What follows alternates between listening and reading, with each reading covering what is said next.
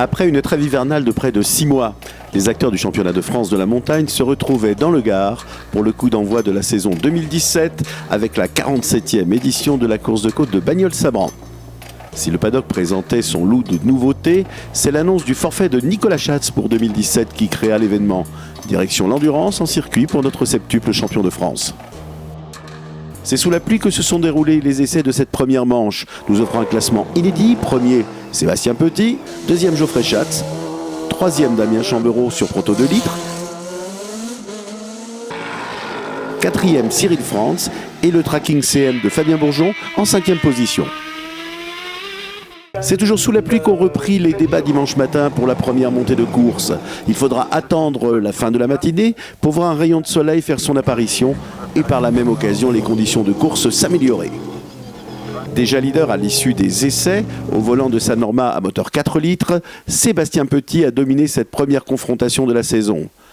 Le pilote du team Petit Croisier Europe remporte cette 47e édition en parcourant les 3100 mètres en 1:23,688. On a bien commencé la saison dans l'équipe puisqu'on gagne les deux catégories. Christian Schmitter en voiture fermée et moi en catégorie voiture ouverte. Donc c'est un très bon début de championnat pour nous. Mon but c'est de gagner le plus de courses possible, mais également j'ai en tête les records qu'a fait Nico. Le vainqueur devance d'1 seconde 7 la Formule 3000 de Geoffrey Schatz qui entraînait là sa nouvelle monoplace Reynard 95.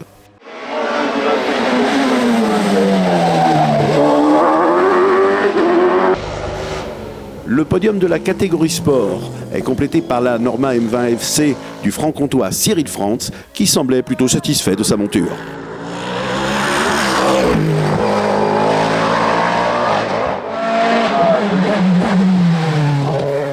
Toujours proche des leaders, l'Alsacien Billy Ritchen signe une performance de tout premier ordre en terminant 4e au général et premier des Formule 3. Dans sa classe, il devance Marcel Sapin, 5e au scratch, et Alban Thomas passé sans encombre de sa Formule 3000 à la F3. Nouvelle dans cette catégorie Formule 3, Sarah Louvet termine 6e et remporte ainsi le classement féminin de l'épreuve. Retour gagnant en côte pour Olivier Augusto. Distancé lors des essais, il refait surface le dimanche et remporte une classe CN de litres particulièrement disputée. Il devance l'Auvergnat Yannick Latreille et le jeune Belge Corentin Stark, tous au volant de Norma M20.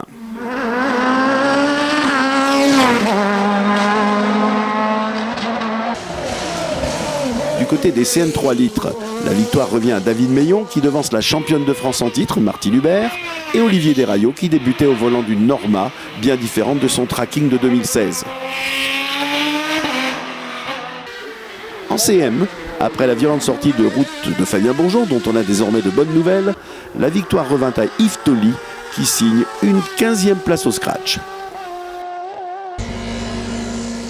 Enfin, du côté des formules Renault, la jeune garde s'est illustrée puisque c'est Étienne Pernot qui s'impose devant Kevin Petit, le petit frère de Sébastien.